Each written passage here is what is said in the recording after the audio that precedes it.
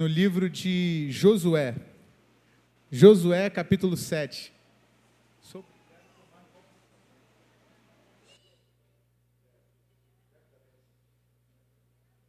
Consagra, Senhor.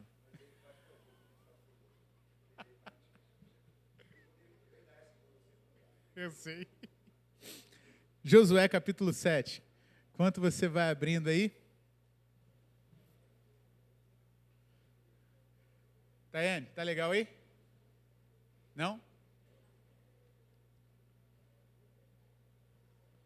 Josué, capítulo 7, a partir do verso 1. Eu queria dizer da minha alegria, Paz, pessoal, irmão. pastor Jonelis. Eita! Que é esse? Da minha alegria, da gente ver a igreja assim, linda, cheia, num feriado de quinta-feira. Louvado seja o nome de Jesus, não é verdade? Você pode dar um forte aplauso a Jesus aí? Aleluia! Bendito seja o nome do Senhor. E nós vamos, na verdade, esse videozinho que vai passar agora aí de um camarada, amigo, gente boa, flamenguista também, roxo. Esse é o único problema dele. Tô brincando, calma, tô brincando. Eita, glória a Deus. Eu queria que você ouvisse esse videozinho aí. Solta pra gente aí, por favor. Paz, pessoal, pastor Jonelis aqui, passando para te dar um recado muito especial. Dia 28 agora, quinta-feira, eu e a pastora Thaís vamos estar junto com vocês, Fred Vieira, pastor Robson Liberador, levando uma palavra de Deus para você. Você é o nosso convidado todo especial. Venha fazer parte conosco, em nome de Jesus. Deus abençoe. Aleluia! Semana que vem você não pode perder. Semana que vem nós vamos ter o pastor Jonelis e a pastora Thaís. São nossos amigos, queridos, pessoas que a gente cresceu junto e, assim, a gente tem uma admiração enorme. Eles vão estar trazendo uma palavra de Deus para o nosso coração no culto da família. Você não pode perder. E, além de não perder, você precisa chamar mais gente para ouvir essa palavra. Amém? Ih, 3 pessoas disseram amém. Coisa horrível. Vamos lá de novo. Você vai chamar mais alguém? Diz amém, irmão. Ah, glória a Deus, glória a Deus. Aleluia, aleluia. Não perde, não. Depois a gente vai soltar no grupo da igreja, no grupo do WhatsApp, tá bom? No Instagram. Vamos juntos. A gente não pode perder aquilo que a mão de Deus está fazendo no nosso meio, não é verdade? Amém ou não amém? Você já abriu aí? Josué 7? Josué, capítulo 7, a partir do verso 2. A gente vai ler um pouquinho mais hoje, tá bom?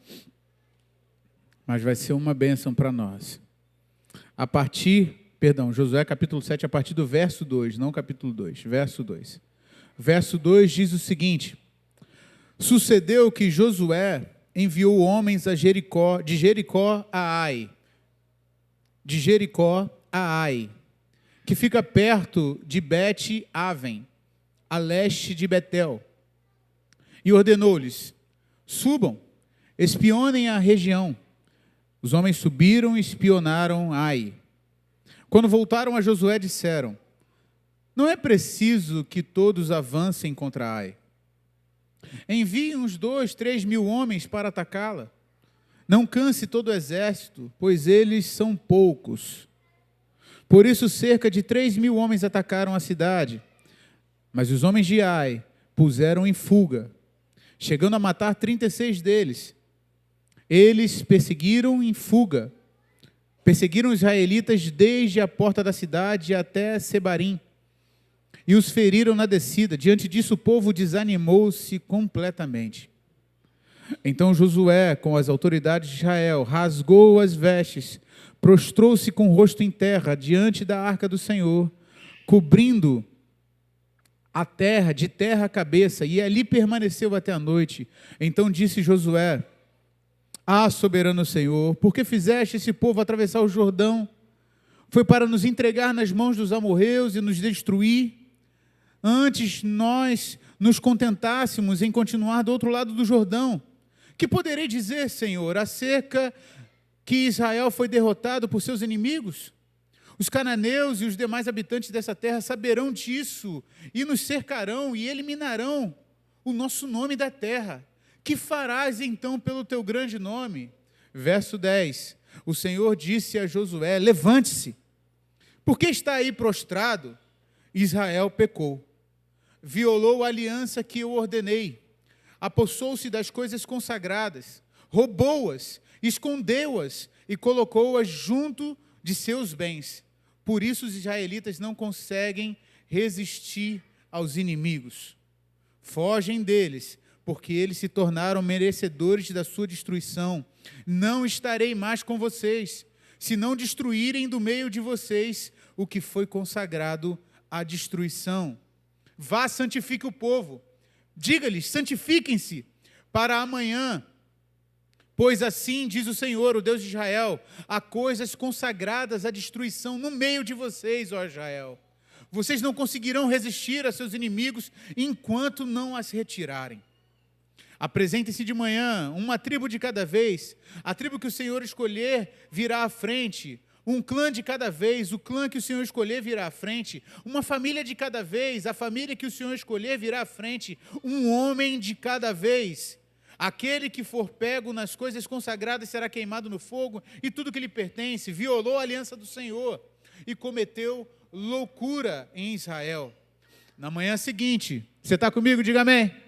Aleluia, verso 16, na manhã seguinte Josué mandou os israelitas à frente, segundo as suas tribos, e a Judá foi a escolhida.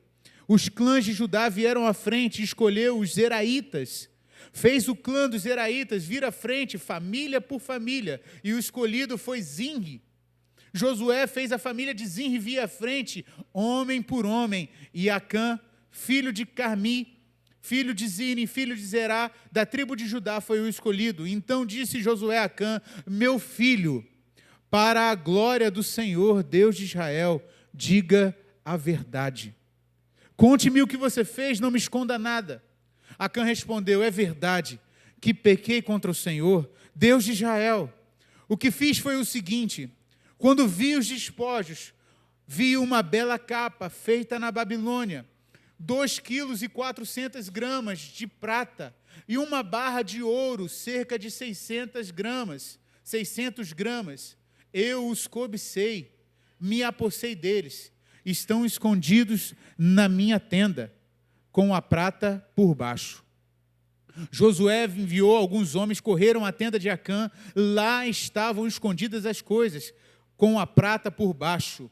Retiraram-nas da tenda e levaram-nas a Josué e a todos os israelitas e puseram perante o Senhor. Então Josué, junto com todo Israel, levou Acã, bisneto de Zerá, e a prata, e a capa, e a barra de ouro, e seus filhos e filhas, seus bois, seus jumentos, suas ovelhas, sua tenda, e tudo o que lhe pertencia ao vale de Acor.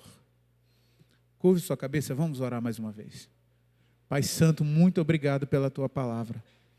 Nós cremos e confessamos que ela tem o poder de transformar a nossa vida, transformar o nosso coração, transformar a nossa maneira de pensar.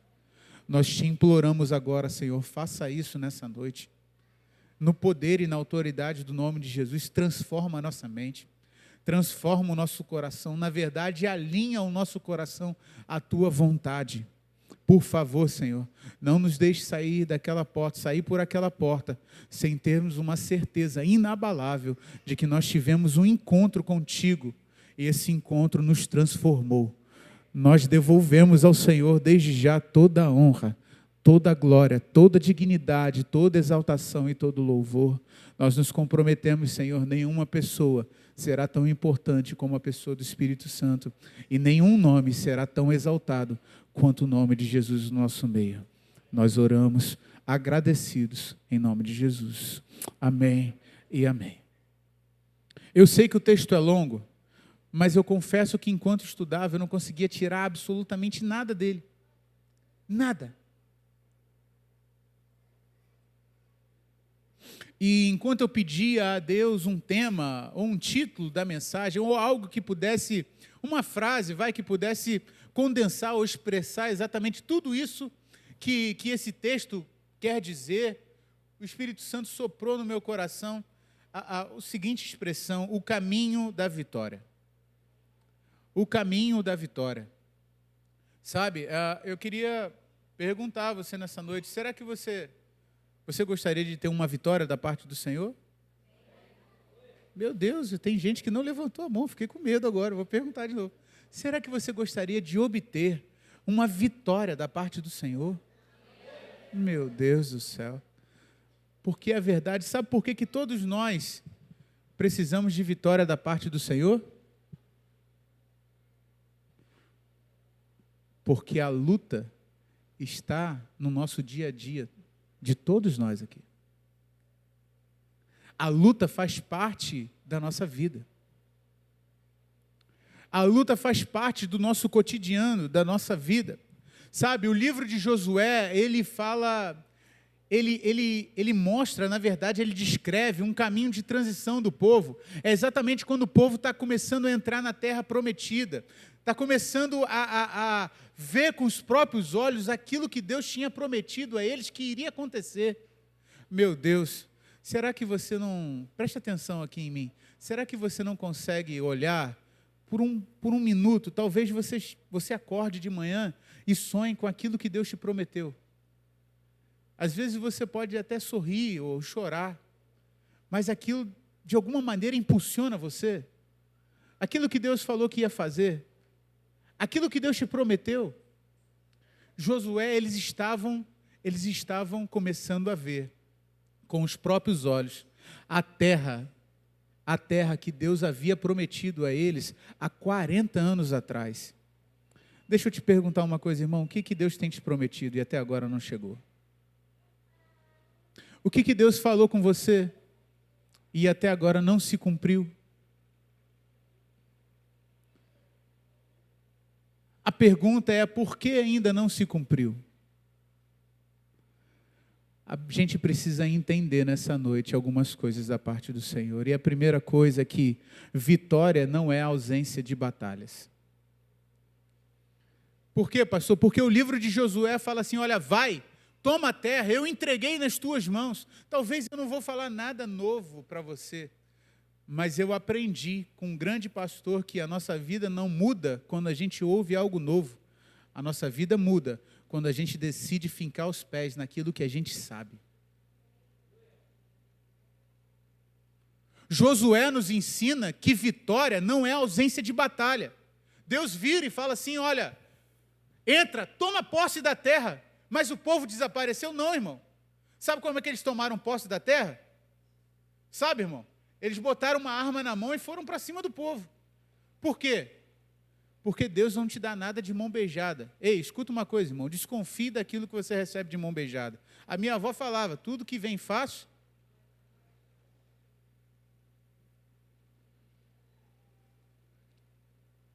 Tome cuidado. Deus nos deu vitória. Deus não nos deu moleza. Eu vou repetir. Pastor, está tão difícil. Está difícil mesmo. Pode ser que piore. A boa notícia é que a vitória é certa. Pastor, não estou aguentando mais. Eu sei, existem esses dias. Existem os dias em que a gente não aguenta mais. Existem os dias em que a gente pede, literalmente, como aquele filme que eu sei que você conhece, pede para sair. Já viu? Pede para sair.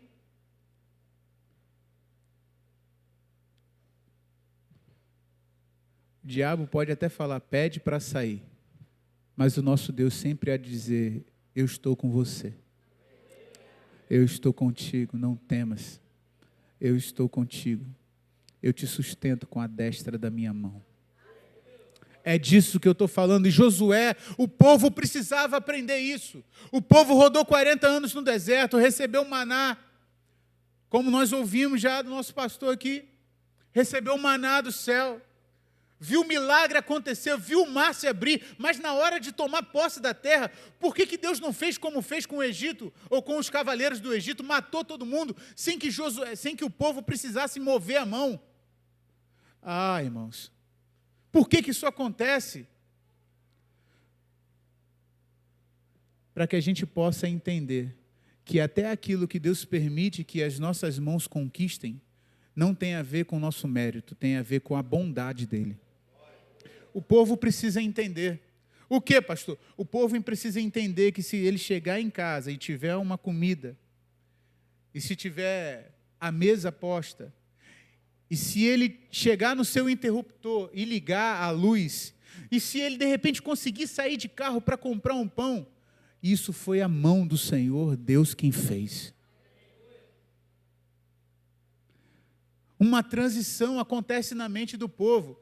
Sabe, eu dei vitórias a vocês que vocês não precisavam lutar. Agora eu vou dar vitórias a vocês que vocês vão precisar lutar. Mas sem precisar lutar ou precisando lutando, vocês precisam saber que a vitória pertence a mim.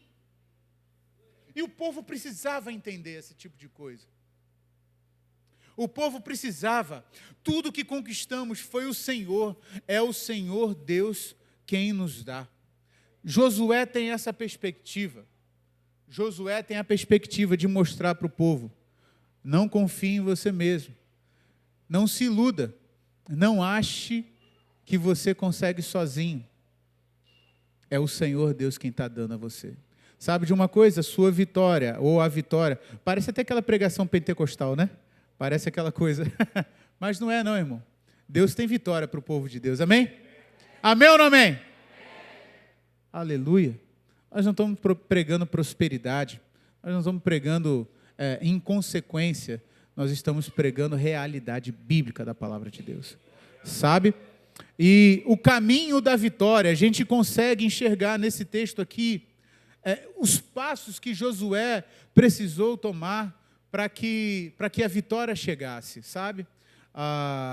O verso 2 vai dizer o seguinte: sucedeu que enviou Josué homens de Jericó a Ai. A primeira coisa começa aqui. Sabe o que é Jericó? Eu tenho certeza que você sabe o que é Jericó. Na verdade, que lugar é Jericó? Jericó era uma cidade. Uma cidade fortificada. Uma cidade tão forte que chegava a ser impenetrável. E adivinhe só, o capítulo 6, depois você pode dar uma olhada.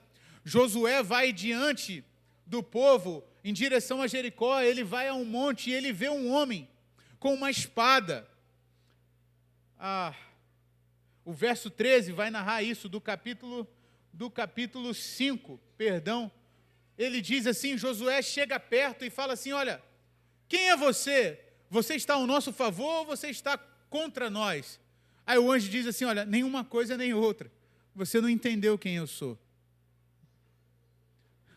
O texto vai dizer que ele é eu venho na qualidade de comandante do exército do Senhor. Josué, antes de entrar na batalha, ele dá de encontro com o próprio Senhor. Com o próprio Deus, ele dá de encontro com o próprio Deus. Não era um anjo qualquer, era o comandante do exército do Senhor. Sabe quem era ali, irmão? Era o próprio Deus, que se apresentou a Josué: opa, antes de você enfrentar uma batalha, para aí. Antes de você entrar em batalha, você precisa se encontrar comigo. Quem está entendendo aí, diz amém. Antes de você entrar na batalha, Jericó. Josué. Antes de você entrar na batalha, Josué. Antes de você tomar posse de Jericó, vem cá que a gente precisa conversar um pouquinho. Senta aí. E aí, nessa conversa, no final do capítulo 5 ao capítulo 6, o Senhor começa a falar com Josué e a lhe dar estratégias para a vitória. Fala o que ele vai fazer. E eu sei que você conhece a história. Olha, 7 voltas em torno da muralha. No 7º dia você vai dar 7 voltas. E você vai colocar a trombeta e vai tocar. E no último dia só que vocês vão gritar. Deus dá toda a estratégia. E sabe de uma coisa? Uma vitória poderosa acontece. Algo miraculoso acontece, algo poderoso acontece, de maneira tão estrondosa, mas tão estrondosa, que Deus entrega a cidade nas mãos de Josué, de uma maneira assim, completamente anormal. O normal seria que eles lutassem, mas através do zunido da trombeta, do grito do povo, o povo que estava dentro da cidade ficou amedrontado. E o povo entrou em confusão e foi entregue a cidade nas mãos de Josué. Só que o texto, o verso 2, está dizendo aqui o seguinte: olha, sucedeu que Josué enviou homens de Jericó a Ai. E o problema, irmão, é que às vezes a gente transita de Jericó para Ai. Que isso? Do que você está falando, pastor? O nosso problema é o trajeto que às vezes nós fazemos de Jericó para Ai. A gente acha que a vitória de ontem é suficiente para nos dar a vitória hoje. A gente acredita que a vitória de ontem vai nos garantir a vitória de hoje. E presta atenção, eles estavam empolgados, eles estavam felizes, eles estavam emocionados. Eu não tenho nada contra empolgação, mas empolgação precisa ser levada com certo cuidado. Sabe por quê? Porque às vezes a gente empolgado, a gente tem um ímpeto de fazer as coisas sem consultar a Deus. A empolgação, a gente não pode ficar empolgado com as vitórias que Deus nos dá. A vitória que Deus nos dá serve para que a gente dependa mais e mais e mais dEle. Sabe, esse caminho de Jericó a Ai, presta atenção, o capítulo 5, verso 13, vai dizer que Josué consultou ao Senhor, o comandante dos exércitos, sabe? Existe uma batalha na sua vida, o comandante dos exércitos está do seu lado. Você não entendeu o que eu disse? Tem uma batalha, você está enfrentando batalha, irmão. Você disse para mim que você precisa de vitória. Só precisa de vitória quem está em batalha. Amém ou não amém? Faz sentido para você? Só precisa de vitória quem está em batalha. Se você está numa batalha, você precisa consultar o comandante dos exércitos. Só que quando você recebe uma vitória tão grande, você acha que você já sabe, como Josué achou e falou assim, olha, vai, envia homens para Ai. Dá uma olhada no verso 2 aí para mim. Sucedeu que Josué enviou homens de Jericó a Ai, que fica perto de Bet-Aven, a leste de Betel, e ordenou-lhes, subam e espionem a região. Os homens subiram e espionaram. Quando voltaram, a Josué disseram, não é preciso que todos avancem contra Ai, envie só uns 2-3 mil homens para atacá-la. Não se canse ou não canse todo o exército, pois eles são poucos. Por isso, cerca de 3 mil homens atacaram a cidade, mas os homens de Ai puseram eles em fuga, chegando a matar 36 deles. Eles perseguiram os israelitas desde a porta da cidade até Sebarim e os feriram na descida. Diante disso, o povo desanimou-se completamente. Sabe o que está acontecendo aqui, irmão? Olha aqui para mim, sabe o que está acontecendo? Deus me deu a vitória, deu uma estratégia, agora eu vou agir por conta própria. O Senhor dos Exércitos está comigo, eu vou fazer. Não é assim, irmão. Sabe qual é o nome disso? O nome disso é presunção. Deixa eu te dizer uma coisa, fazer sem depender é presunção. Fazer para Deus sem depender de Deus é presunção. Fazer para a sua família sem depender de Deus é presunção. Fazer sem depender de Deus, confiar no dinheiro que você tem na conta, confiar no carro que está funcionando, confiar na estrutura que você conseguiu construir, confiar no seu talento, na sua habilidade, na sua capacidade, sem depender de Deus, é presunção. E sabe de uma coisa? Muitas vezes presunção é fruto de empolgação. Aleluia, alguém está me ouvindo aqui. Deus está comigo, vamos fazer, para, irmão, não tem pressa não. Deus não te chamou para fazer, Deus te chamou para ser obediente. Deus não precisa que ninguém faça nada por Ele, Ele é o que é. A Bíblia diz que com a força da sua palavra Ele criou o mundo. Por que a gente é tão presunçoso, achando que Deus acha que a gente vai fazer, que Ele precisa que a gente faça? Se eu não fizer, quem vai fazer, pastor? Quem vai fazer é aquele quem sempre fez e quem sempre fará.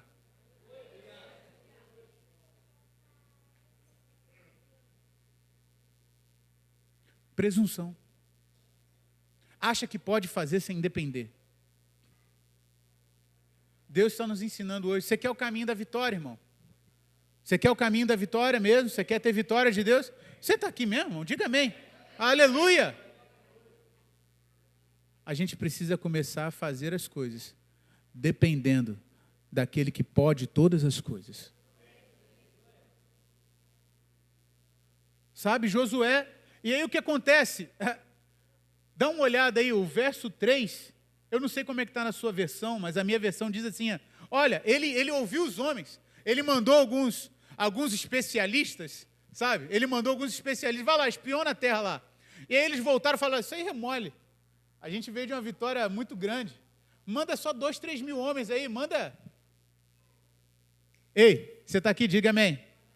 O exército, depois você vai ler o texto inteiro, lá pelo capítulo 8, você vai ver que tinham pelo menos 30 mil homens capacitados, selecionados. Ele fala assim, manda 2, 3 mil homens. Deixa eu te falar uma coisa, nunca meta a mão para fazer as coisas de Deus sem que você decida colocar toda a sua força naquilo ali.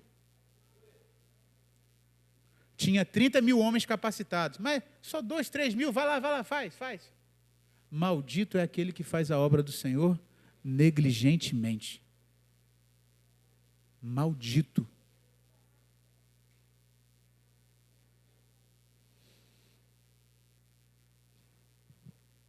Rapaz, vai lá. É uma coisa simplesinha, vai lá, faz. Não tem nada simples na casa de Deus, não, irmão. Não tem nada simples no reino de Deus. Não existe simples. Não existe simplicidade para um Deus que se esvaziou da sua glória, morreu numa cruz para salvar a mim e a você. Não existe nada simples para alguém que cria a humanidade inteira com a força da sua palavra. Não existe.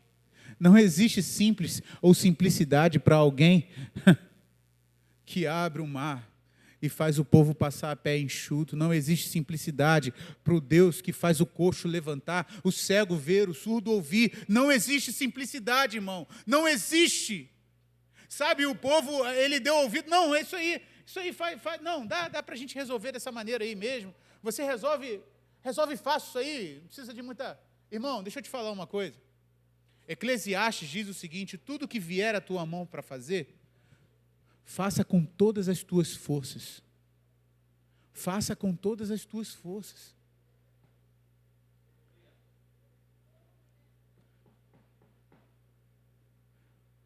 Às vezes a batalha é perdida antes mesmo de começar, sabe por quê? Porque a gente não está com a arma apropriada.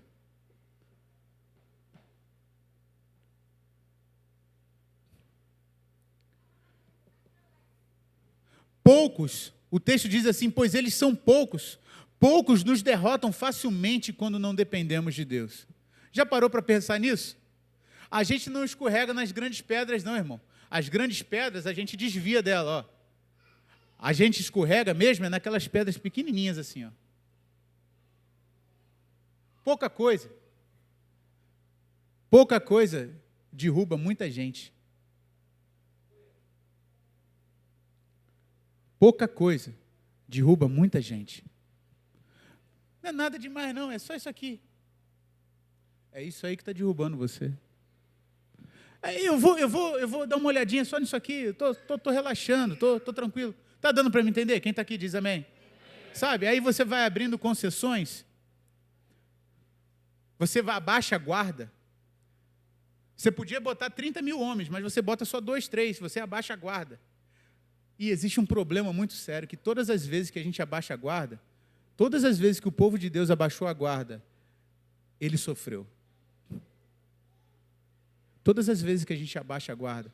Vou dar uma relaxadinha aqui. Lembra de Davi, no tempo que era para ele ir para a guerra? Lembra? Eu sei que você lembra. Davi era tempo de ir para a guerra, era tempo de estar com a guarda alta, ó. Era tempo de ir para a guerra. Sabe o que Davi faz? Davi, não, hoje eu não vou para a guerra não, irmão, vou ficar aqui. Abre a janela aí que eu vou pegar a fresca. E ele estava cansado de dormir, vai. Ele levantou lá e deu uma espreguiçada e deu uma olhada pela janela assim, ó, e viu uma mulher formosa. Seu nome, Batseba. E aí, no tempo que para ele estar de guarda alta, ele baixou a guarda. Sabe o que aconteceu? Manda chamar aquela mulher lá que eu quero ela.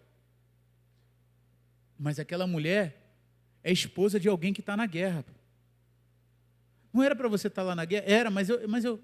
Sabe o que acontece, irmão? Todas as vezes que a gente abaixa a guarda, a morte está perto da nossa casa. Eu vou repetir para você entender. Todas as vezes que a gente abaixa a guarda, a morte está perto da nossa casa. Como assim, pastor? O filho gerado entre Batseba e Davi morreu. Todas as vezes que a gente abaixa a guarda, aquilo que a gente gera está fadado a morrer. Era para ter 30 mil homens. Leva só 2, 3. Você está ouvindo que o Espírito Santo está soprando nessa noite, irmão?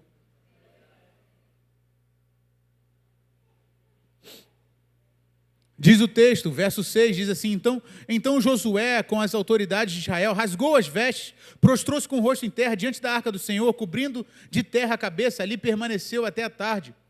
Disse então Josué, a soberano Senhor, por que fizeste este povo atravessar o Jordão? Foi para nos entregar nas mãos dos amorreus e nos destruir? Se contentássemos em continuar do outro lado do Jordão, que poderei, Senhor, dizer eu, agora que fomos derrotados pelos nossos inimigos, os cananeus e os demais habitantes dessa terra saberão disso, nos cercarão e eliminarão o nosso nome da terra. Que farás, Senhor, pelo teu grande nome? Sabe de uma coisa? Isso aqui é uma chave poderosa para um caminho de vitória. Se existe algum caminho de vitória nessa vida, esse caminho é o caminho de quebrantamento. É o caminho de quebrantamento. Eu sei que você sabe que rasgar as vestes é sinônimo de quebrantamento. Cobrir a cabeça de pó é sinônimo de quebrantamento. Estar diante da arca é sinônimo de quebrantamento. Sabe de uma coisa? Nós não conseguiremos enxergar muita coisa da parte de Deus se nós não decidirmos ter um coração quebrantado na presença dEle. Eu te avisei, é coisa que você já sabe. Mas a nossa vida não muda quando a gente sabe, a nossa vida muda quando a gente pratica o que sabe. Não é verdade? Diz o texto que ele rasgou as vestes, cobriu de pó a cabeça, esteve perante a arca do Senhor ali, ficou o tempo todo. E sabe de uma coisa? Aqui acontece algo maravilhoso. Porque é nessas horas de quebrantamento em que nós conseguimos fazer a oração mais sincera que existe dentro de nós. A gente ultrapassa aquela linha ou aquele limite do politicamente correto, e eu não tenho nada contra, por favor, eu não estou falando mal de oração nenhuma, mas você já viu aquela amantíssimo, eterno, poderoso, sublime, grande, santo, poderoso Deus, Yahvé, Jeová Jirê, nós estamos aqui, louvado, graças seja dado o teu nome, e aquela coisa toda. Quê? Genoflex, meu Deus do céu, quase deu cãibra no meu maxilar. Vamos nos giroflexar. Você quase quebra o joelho, irmão, com isso. Só que chega um momento da nossa vida em que as batalhas que a gente entra, está dando errado, em que a gente se lança no chão, se rasga por inteiro e começa a gritar, Deus, cadê você, Deus? É nessa hora que ele responde. Já percebeu? Senhor, eu preciso de ti, Senhor, me ouve a minha oração, Senhor. Eu lembro de Ana, eu sei que você se lembra, prostrada, não comeu, foi até o templo, diz o texto que não saía nem palavra, ou ela abria a boca e não se ouvia, só havia choro, sabe por quê? Porque a palavra não flui da boca, irmão, a palavra flui do coração. Uma oração não flui da mente, uma oração flui do coração, e de um coração quebrantado e contrito, jamais ele rejeitará. O quebrantamento nos leva, nos reposiciona, irmão. Meu Deus, como é poderoso. É no quebrantamento em que a gente consegue abrir os nossos olhos. É no quebrantar do coração, é no rasgar do coração, que a gente consegue enxergar os nossos erros. Da onde que você está falando isso, pastor? Dá uma olhada comigo no texto aí. Ele fala assim, ele faz essa oração toda. Aí depois, o verso 10 diz assim, o Senhor disse a Josué. Não é poderoso isso, irmão? Bota teu nome aí, vai.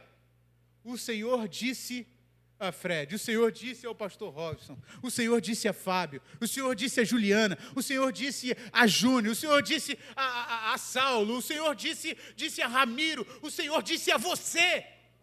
Um coração quebrantado faz Deus dirigir diretamente para nós, irmão.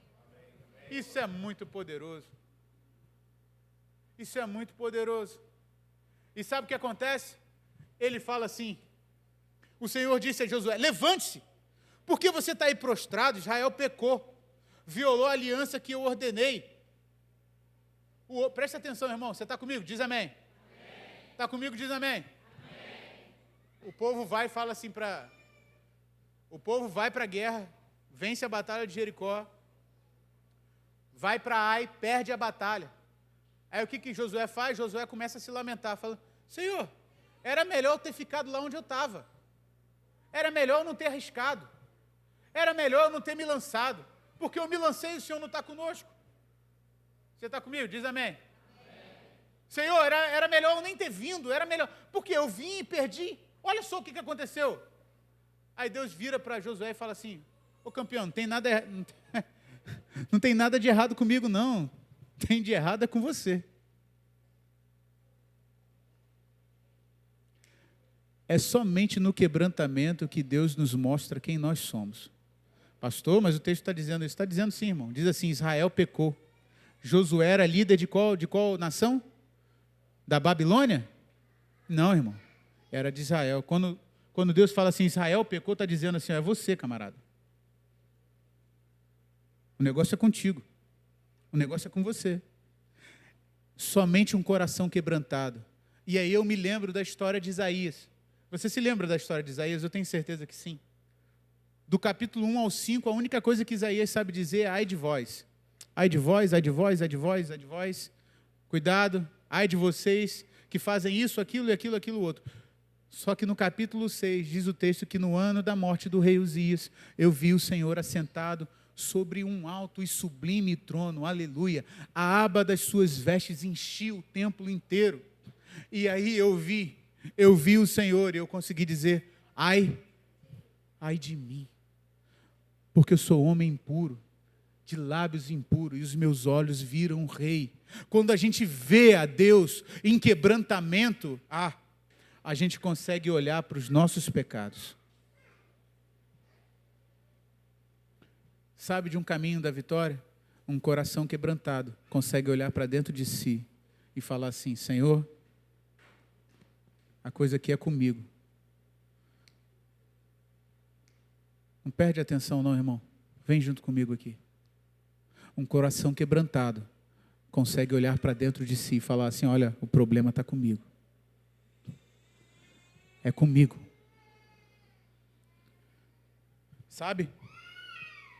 Rasgando-se diante de Deus, descobrimos que a vitória não é por causa de Deus, mas sim por causa de nós.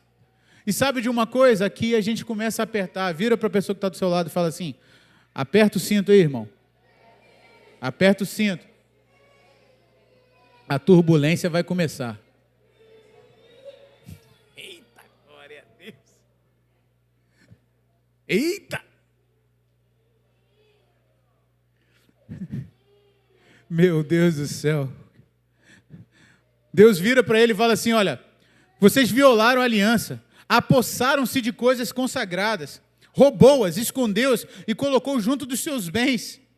Por isso os israelitas não conseguem resistir aos inimigos. Fogem deles, porque se tornam merecedores da sua destruição. Não estarei mais com vocês, se não destruírem do meio de vocês o que foi consagrado à destruição. Sabe o que Deus está dizendo aqui? Uma coisa? Não existe vitória se houver pecado encoberto. Não existe vitória se houver pecado encoberto. Não existe vitória. Ei, irmão, olha aqui para mim. Não existe vitória se tiver pecado encoberto. Pastor, todos nós somos pecadores, amém. Amém ou não amém?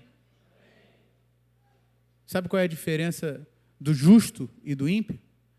É que o justo confia tanto em Deus que tem coragem de confessar os seus pecados e receber perdão. O ímpio acha que ele é muito bom, mas tão bom, que ele é como um fariseu, que ele bate no peito e fala assim: graças te dou, Senhor, porque eu não sou como este.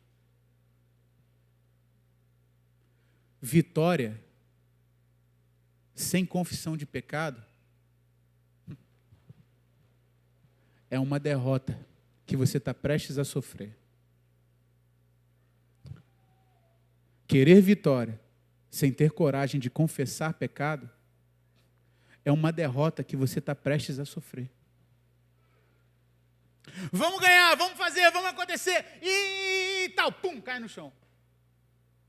E agora vai, e tum, cai no chão.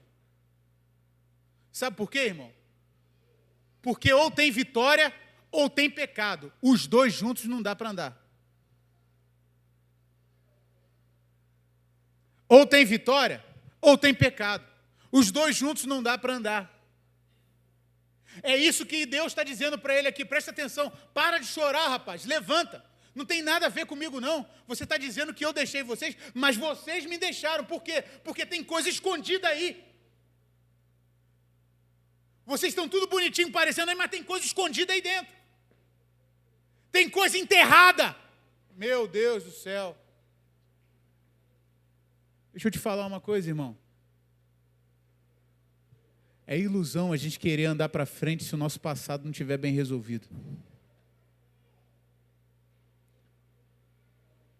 Você quer bênção no teu futuro? Você precisa resolver o teu passado. Tem que pedir perdão a alguém? Tem que se reconciliar com alguém? Tem que pagar o que deve a alguém? Tem que fazer algum movimento para alguém? Faça. Sabe por quê? Porque se você quiser ter um futuro, você precisa resolver o teu presente e o teu passado. Não existe outro jeito, irmão. Eu vou perguntar mais uma vez, quem quer vitória aqui na vida? Aqui? Levanta a mão. Quer vitória mesmo, irmão? A porta é estreita, mas conduz à presença de Deus. Aleluia. A porta é estreita, mas conduz à presença de Deus. Manda o povo tirar. Manda o povo, chama todo mundo. É o que o texto está dizendo. Olha só, o verso 13. Santifique o povo. Como é que se santifica o povo? É orando aqui, irmão? Sim ou não? Ih. Sorte que Elisângela não estava aqui, senão eu falaria um de cada vez. Foi orando que eles santificaram, sim ou não, irmão? Não, claro que não. Foi cantando louvor que eles santificaram, sim ou não, irmão? Não, irmão. Foi subindo para o monte, irmão, sim ou não? Claro que não. Sabe como é que foi, irmão? Tirando o que estava escondido do meio do povo.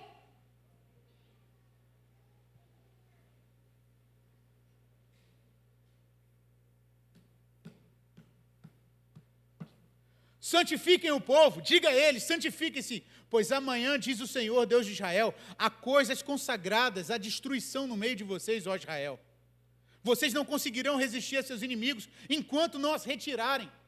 Preste atenção, irmão, a santidade tem um aspecto prático, porque Deus não é uma filosofia, Deus é real.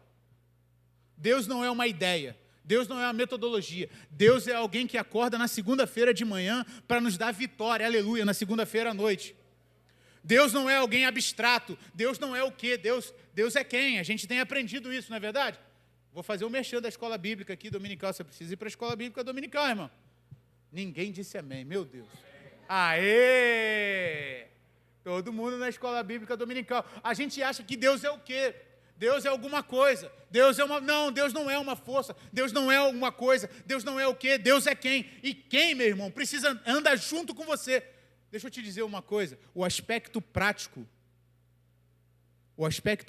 da santidade, é isso que eu estou querendo dizer para você. O aspecto prático da santidade é uma vida que honra a Deus no seu dia a dia.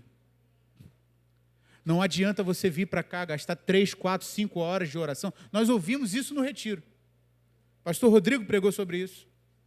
Não adianta você vir pregar, não adianta você vir falar, não adianta você vir cantar, não adianta você atuar no ministério, se você não decidir tirar da sua vida aquilo que está errado.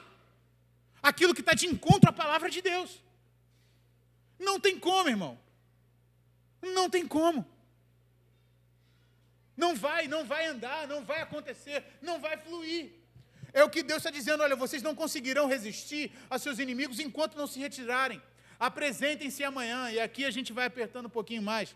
Olha só como é que ele diz, olha, apresentem-se amanhã, uma tribo de cada vez, um clã de cada vez, uma família de cada vez, um homem de cada vez. Diga comigo, uma tribo, um clã, uma família, um homem.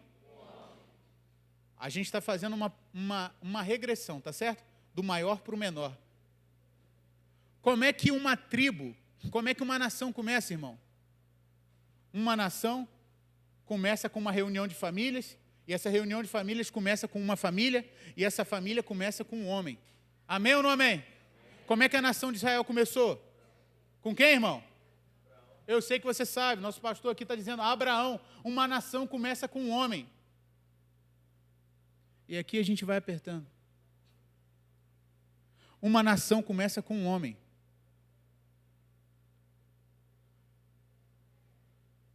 Em ti, Gênesis 12, serão benditas todas as famílias da terra. Uma nação é composta de famílias. Famílias são compostas de homens. Eu vou repetir para você entender bem o que eu estou dizendo. Famílias são compostas de homens. Uma vez eu ouvi de um homem muito sábio. Eu ouvi ele dizer o seguinte para mim: pastor, mulher gera menino. Mulher não gera homem. Porque só um homem pode gerar um homem. Pastor, homem gera menina. Homem não consegue gerar mulher, porque só mulher consegue gerar outra mulher. Sabe o que isso significa, irmão? Quem está me entendendo aqui diz amém. Está conseguindo entender? O problema de muitas famílias destruídas e confusas é porque nós não temos homens no lugar de sacerdote, nós temos meninos. Me perdoe. Me perdoe. Mas todas as vezes que um menino senta no lugar de reinado, a nação é destruída. Da onde você está tirando? É só você ler 1 Reis e 2 Reis. Meninos sentavam no trono e a nação era destruída. Todas as vezes que meninos assumem um lugar de reinado, a destruição é iminente. A coisa é destruída.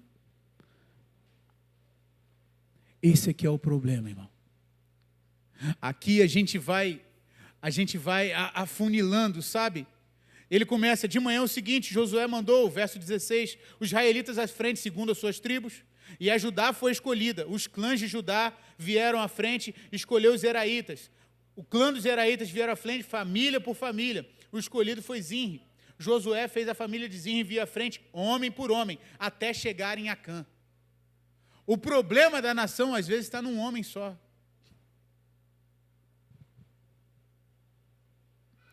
Uau! E qual é o problema de Acã? Disse Josué a Acã, meu filho, verso 19, dá uma olhada aí para mim, a gente já está encerrando. Meu filho, para a glória do Senhor, Deus de Israel, diga-me a verdade. Irmão, sabe quando você consegue enxergar que um menino está virando homem? É quando ele tem coragem o suficiente para dizer a verdade, ainda que ele seja prejudicado.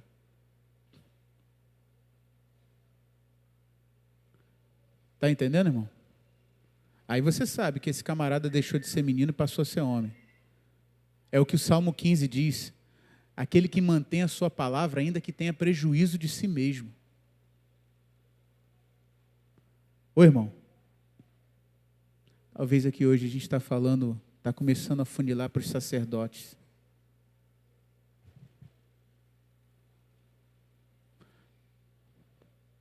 Essa é a minha oração nessa noite por você, meu irmão, porque essa é a oração que eu fiz ajoelhado no quarto da minha casa, por mim, pela minha vida. Eu rogo pela glória de Deus que a gente tenha coragem de dizer a verdade.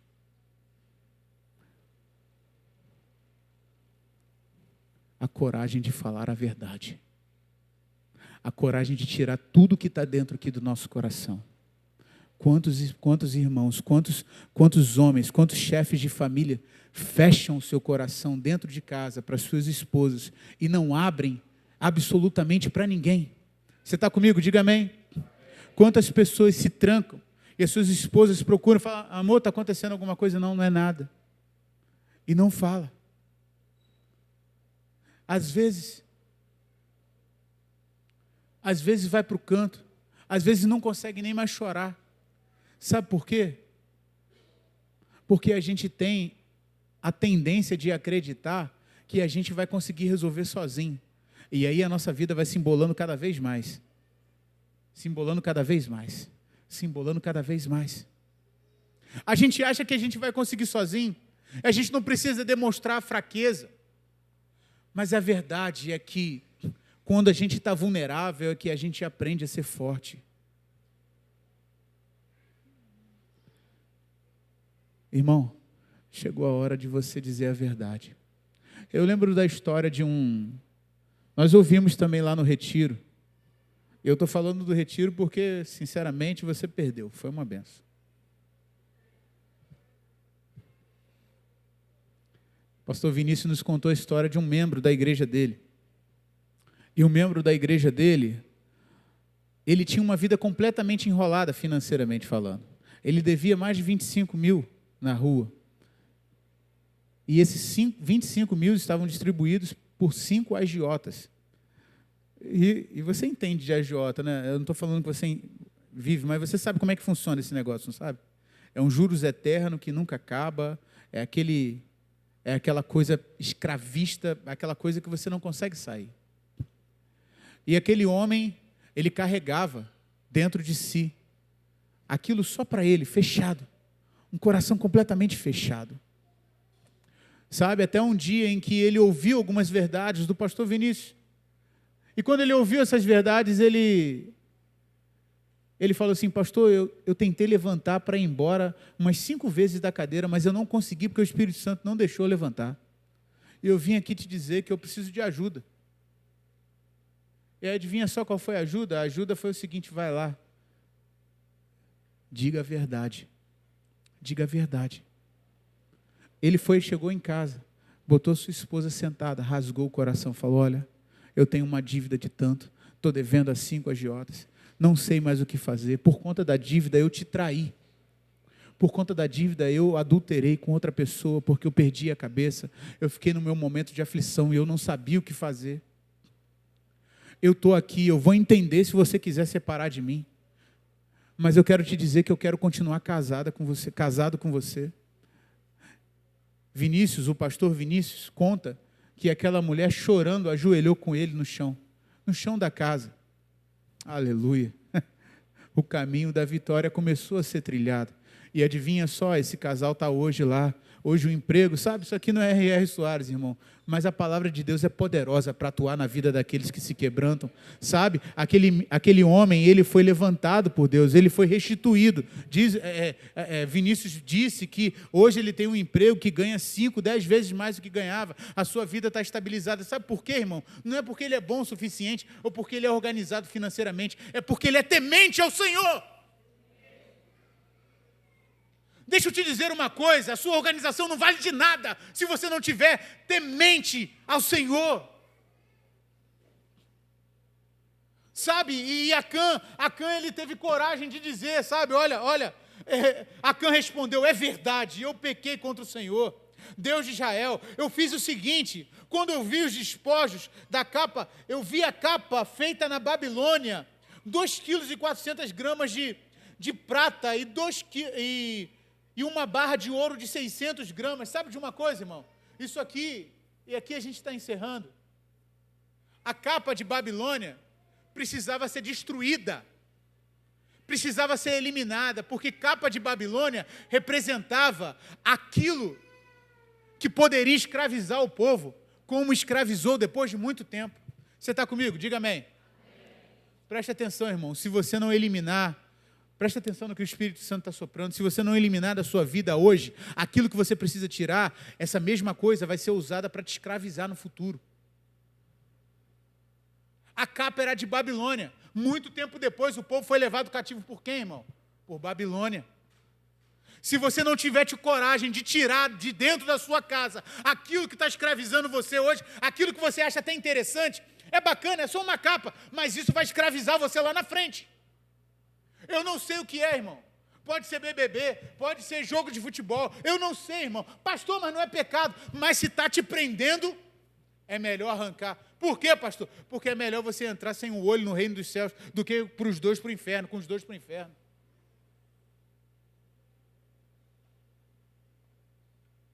Não era para ficar com a capa de Babilônia, mas foi interessante. Ele ficou com a capa de Babilônia. Parecia que era um prenúncio daquilo que ia acontecer. Tira da sua vida hoje o que tem potencial de te escravizar amanhã, irmão. Arranca da tua casa hoje aquilo que tem potencial de te escravizar amanhã, irmão. Irmão, deixa eu te dizer uma coisa. Minha irmã, deixa eu te dizer uma coisa. Arranca da tua vida, do teu relacionamento hoje, aquilo que vai te escravizar amanhã. Era para ser destruído. Tem muita coisa que precisa ser destruída na nossa vida e que a gente ainda continua a guardar. Eu lembro de uma história de um irmão que contou comigo que visitou a casa de uma pessoa. E essa casa dessa pessoa, ela guardava entulho. Tanto entulho que nem prestava mais. Você tem um quartinho assim de bagunça na sua casa? Aquele quartinho que você guarda as coisas, você quando olha fala assim, eu nem sei por que isso aqui está aqui ainda. Pelo sorriso de todo mundo, eu acho que todo mundo aqui dentro tem. Não é verdade? Todo mundo tem. Chegou a hora de arrancar. Irmão, chegou a hora de arrancar, de eliminar a capa de Babilônia. Sabe por quê? A capa de Babilônia e os 600 gramas, meu Deus, os 600 gramas de ouro, ele diz assim, eu os cobicei, me apossei deles, eles estão escondidos no chão da minha tenda, com a prata para baixo. Deixa eu te dizer uma coisa, sabe para onde a gente leva essas coisas ruins? Sabe para onde a gente leva essas coisas que a gente não deveria levar? Às vezes a gente não traz para a igreja não, irmão, a gente leva para dentro de casa. Dentro da minha tenda. Estava dentro da tenda dele, irmão. Deixa eu te perguntar uma coisa. O que você precisa tirar de dentro da sua tenda? Tem duas coisas. Aquilo que podia te aprisionar. A capa de Babilônia era o símbolo daquilo que podia aprisionar. E o ouro, pastor? E a prata e o ouro? A prata e o ouro era aquilo que precisava ser consagrado ao Senhor e que Ele cobiçou para si mesmo. Deixa eu te dizer uma coisa, irmão. Pensa num negócio que prende a gente. É um negócio chamado dinheiro. E depois, mais para frente, a gente vai falar sobre isso. Não é isso, pastor? Nós vamos ter um tempo de estudo só para falar sobre finanças no culto de família. Vai ser uma bênção para a glória de Deus. Amém? Amém ou não amém? Amém. Sabe por quê, pastor? Por quê, pastor? É porque às vezes a gente está retendo aquilo que a gente precisa consagrar para Deus. Pastor, mas estou vindo de um deserto tão grande, estou vindo de um cansaço tão grande. Não tem alívio para nada, pastor. Não me sobra R$1 no bolso. Não faz nada, pastor. Pelo amor de Deus. É quando aparece uma coisinha, ainda tem que entregar para Deus. Sim, irmão, entrega para Deus. Enquanto você não entender que Deus é tudo o que você precisa, Deus nunca vai ser tudo o que você tem. Como assim, pastor? Irmão, às vezes Deus leva a gente para o deserto para a gente entender que tudo que a gente precisa está em Deus. Acã não entendeu isso. Acã, na primeira oportunidade de guardar um dinheirinho, ele foi lá e não guarda, entrega para Deus. Acã foi lá e guardou. Não guarda, entrega para Deus. Acã foi lá, pegou e falou assim, não, isso aqui ninguém vai saber não, vou deixar aqui tranquilinho e ninguém vai saber. Isso aqui é despojo de guerra, na verdade, isso é direito meu. Pensa comigo aqui, irmão, você está comigo? Diz amém. Isso aqui é despojo de guerra, isso aqui eu lutei, eu batalhei para conseguir isso aqui.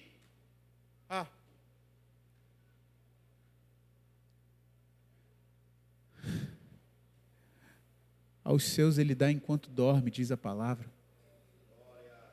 Não é o trabalho, deixa eu te dizer uma coisa em nome de Jesus, não é o trabalho que você tem que bota o sustento dentro da tua casa, é a mão de Deus que coloca o sustento dentro da tua casa. Não é a tua habilidade, a tua capacidade, não é a tua influência, me permita, Juju, não é a tua influência no Instagram, não é a influência que você tem com os outros na rua, não é o teu contato, não é o teu telefone, é a mão do Senhor, teu Deus, que dá a você. Porque se faltar de um lado, Deus vai colocar de outro. Por quê? Porque eu já fui moço, agora sou velho, mas nunca vi um justo mendigar o pão, nem a sua descendência perecer.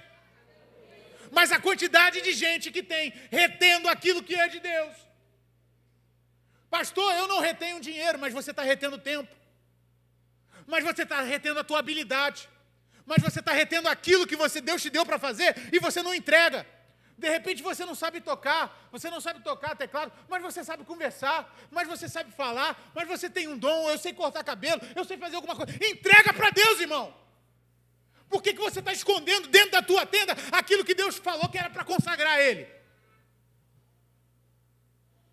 Você acha que você vai conseguir influenciar seus filhos sentado no sofá assistindo jogo? Não, irmão, é aqui dentro da casa de Deus, irmão. Você está achando que você vai conseguir influenciar, a sua descendência vai ser bendita como, irmão? Com você faltando culto, irmão? Com você ficando em casa, irmão? Você está achando que a sua descendência vai ser bacana assim? Você acha que eles vão crescer bacana assim? Não vai crescer, irmão. Me permita, eu só sei pregar assim, irmão.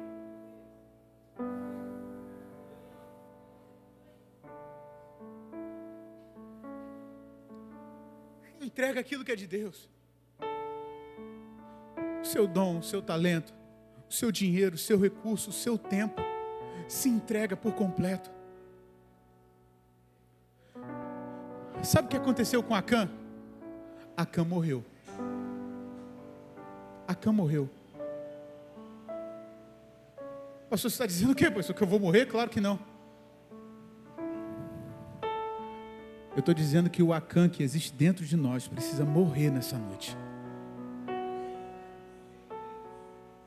O Acã que está dentro de nós precisa morrer nessa noite. Sabe? Josué enviou alguns homens e correram para lá, a tenda de Acã. Lá estavam escondidas as coisas, a prata e o ouro. A tenda eles levaram a Josué, os israelitas, e puseram perante o Senhor. Então Josué, junto com Israel, levou Acã, o bisneto de Gerá, a prata, a capa e a barra de ouro. Presta atenção, o que eles levaram? Eles levaram a prata, a capa, a barra de ouro. Sabe o que o verso diz? Por que, pastor, que você está falando de filho? É por causa disso aqui, irmão. O verso 24 diz assim: seus filhos e suas filhas. Porque aquilo que a gente faz, irmão, reverbera na nossa casa.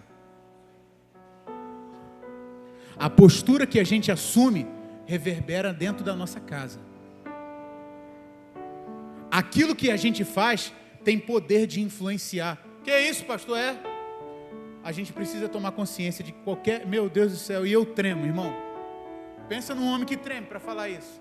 Porque meus 3 filhos estão aqui na frente, aqui, ó. Um vai fazer 14, um tem 10 e uma tem 5. Eu tremo, irmão.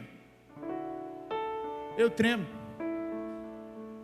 Porque eu sei que Deus me colocou na vida deles para ser de alguma maneira um ponto de influência na vida deles.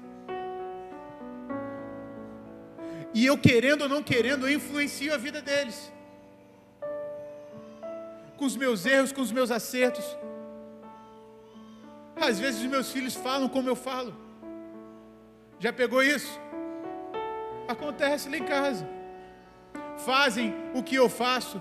Gostam de sentar no sofá da maneira que eu sento. Eu sei que acontece na sua casa. Por quê? Porque foi assim que Deus determinou.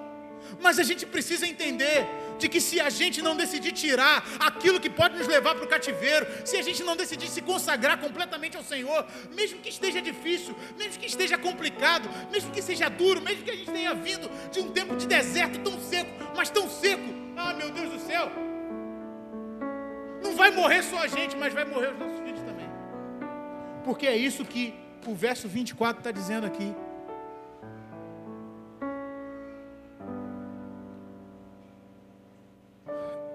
É uma destruição completa. Não é só a barra de ouro, não é só a capa de Babilônia, não é só a prata, são os seus filhos, suas filhas, seus bois, seus jumentos, suas ovelhas, sua tenda, tudo que lhe pertencia. Pastor, eu estou perdendo tudo que eu tenho. Deus te deixa perder tudo que você tem para você aprender que tudo que você precisa é dele. Mas será que precisa? A pergunta é essa. Será que precisa? Irmão, nessa noite, Acã precisa morrer.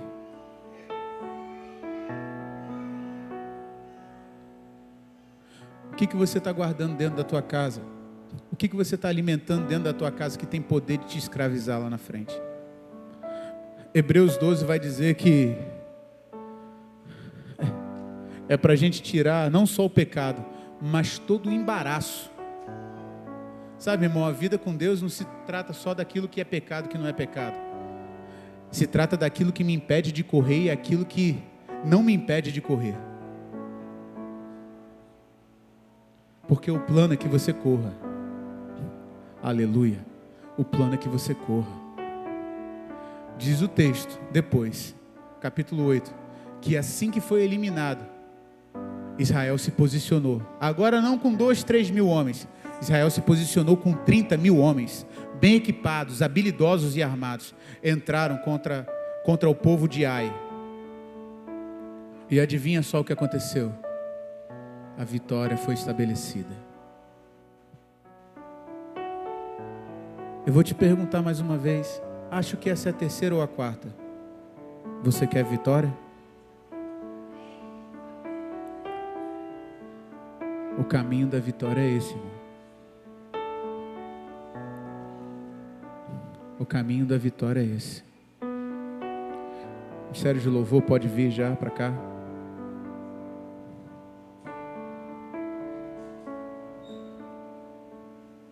Eu queria que você pensasse. Que capa de Babilônia você precisa tirar de dentro da sua vida, da sua casa, da sua família?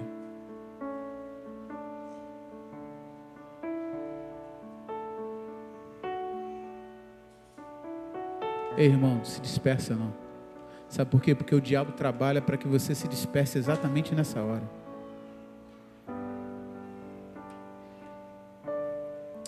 Eu queria que você curvasse a sua cabeça. Feche seus olhos.